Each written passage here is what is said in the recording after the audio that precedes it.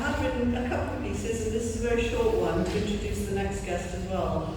It's called Be Positive and See the Good, and it was with Woven Stories, which is Jane Duncan Rivera is here from St. Vincent's, and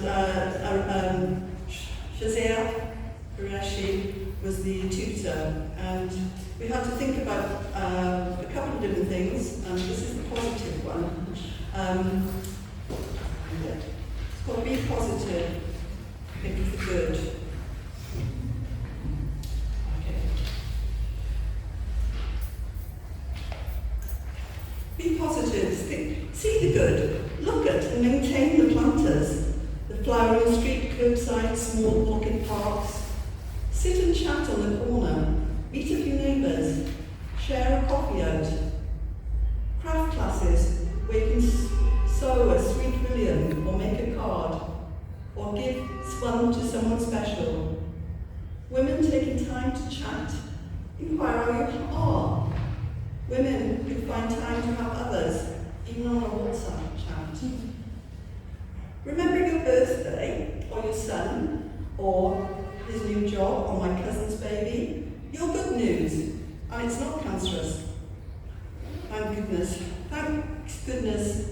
But does your cat need a lift to the vet, or your dog a walk around the block? Can you put some green cuttings in your refuse bag for me? Borrow a ladder? Keep a spare key when you get locked out? I did that because neighbours and friends and BeWell is what we're about today as well. And I'm a London Welsh girl, and when I heard about Aruni and what she's achieved, I wanted to bring her back from Swansea to come and visit us. And she talks in her first poem about steel. She talks about it in a metaphorical way, that steel to me means the steelworks and the industry that's been shut down and the terrible times we have to face.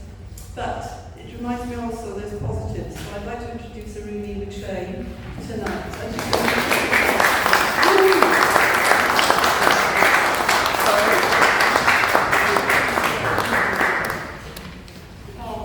Thank you so much for inviting me today.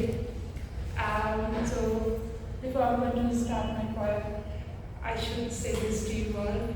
I'm so grateful to South Lambeth Library, so as to Brixton Library. They were my sanctuary, to be honest. And I'm so grateful to Madam Caroline. Whatever I have achieved in this country, it's because of her. And because this lovely community gave me enough love, I sort of grabbed it from my both hands and I took it to Swansea, a very lovely city in Wales. So yeah, thank you so much for everything you gave to me and for supporting my family. I owe so much to this community. Yeah.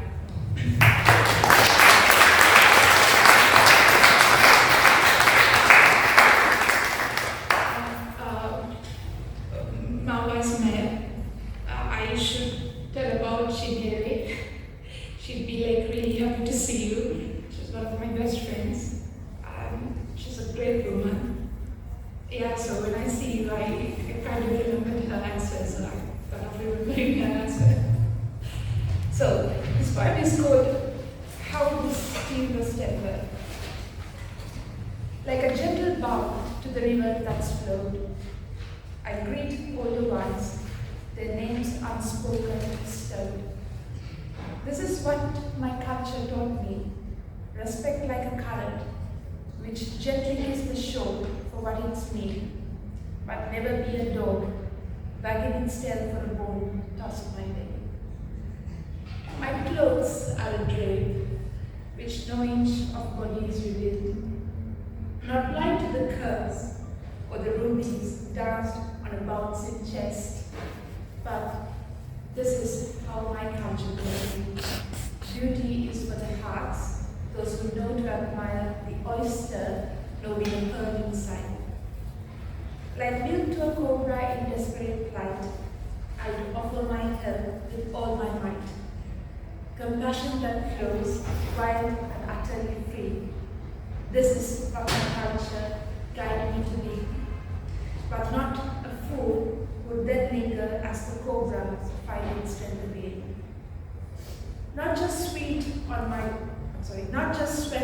my brow, like a hard summer's heat, but wisdom that guides my tired, searching feet.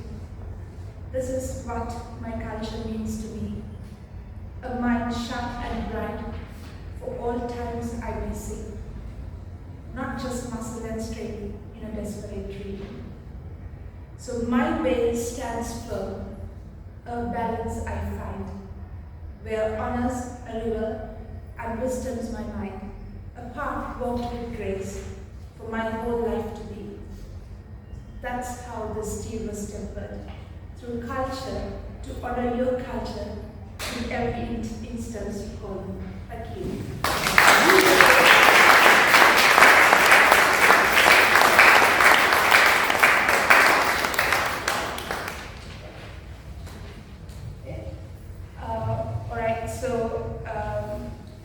I had this opportunity to address the Welsh Senned. So I thought of reading a part of my speech. I thought it's very relevant to this event today.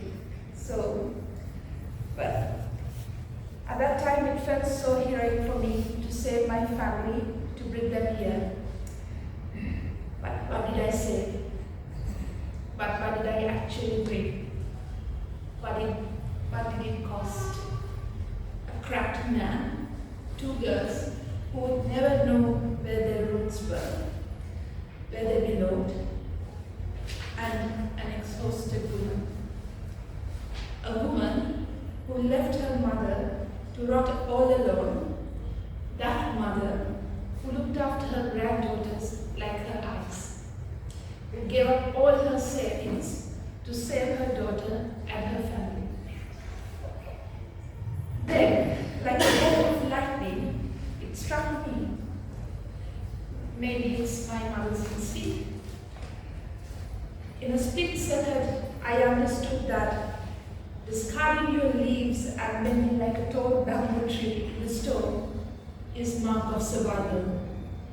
Wait, stay put, stay grounded till the winter passes. Make sure your roots cling to and keep holding the earth tight. Cut off the dead branches, use them as firewood, collect the twigs to make a broom, and make them useful. Absorb whatever energy and nourishment you can and stay alive. If you cannot do anything else, just try to blend, merge, mingle with the place, and add beauty to big picture like the trees. Now, almost 3 years later, I'm still waiting for right to remain.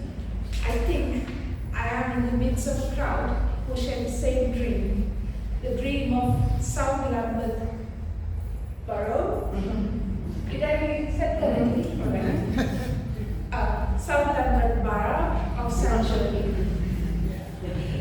We know the challenges faced by sanctuary seekers in the UK, including issues related to accommodation, employment, education, and mental health faced by asylum seekers, new refugees, and their dependents.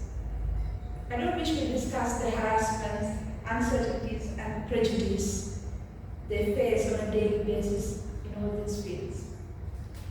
They have been addressed eloquently by many who have first-hand experience in all this. I want to talk about what could and should be done to those who need a home. But who am I? Just an ordinary teacher, and I'm not an ordinary teacher even now. So, for a moment, imagine all refugees and asylum seekers as some imported breed of chicken on a farm called the political world. They've been fed, given a coop, and their movements are restricted to their pen. They see the world out there through the gaps of the cage, but they can't fly and see or experience the outer world. The owner of this farm comes to talk to the chickens every day about how lucky they are compared to other animals. Free food, free shelter, eating free, a free cage. From time to time, the farmer gives extra benefits to certain chickens. He says, for those who have been in the coop for over 12 months, they can now dig for their own worms in nearby allocated territory. They can, if they want, share their worms with their families as well. On some other farms, and some chickens on this farm too just died. The moment when the chicken realized there's no hope for future, that they'll never be able to fly, and their chicks will have the same fate, despair overcomes them. There's a slim chance those chicks will fly out of the cage to another political cage somewhere, but because they come from the imported breed, they might always be an outcast. If not for the chickens of our generation, then for our chicks. I invite you to realize more fully the importance of successful integration. Integration reduces stress and anxiety, provides a sense of belonging and purpose. Supporting families reduces the psychological burden on asylum seekers, promotes mental health for all members. It will also reduce the burden of NHS services at least a bit. When you see a hen like me, empower them so that they can build up resilience, participate in their communities. Now, that's enough of a chicken story. Let me ask a question. Have you heard of blood is thicker than water? Yes? Great. But that's not the complete saying, which is the blood of the covenant is thicker than the water of the womb. That means the relationships that we form are more important than those that we inherit. I don't know, it's so true for me. I think we all agree that we asylum seekers and refugees have quite a rapport with the community where we live. Forget color, race, ethnicity, or nation. I invite all of you to look at each other as human beings. Nature had her reasons for us to have different appearances, but she gave us all the same organs inside. So it cannot be that difficult to see people as people. I'd like to finish my speech with some interesting words I heard on TikTok. It says, if you have money, rules can be flexible. If you have power, rules will serve you. But if you have neither money nor power, the rules are made to bind you and bend you.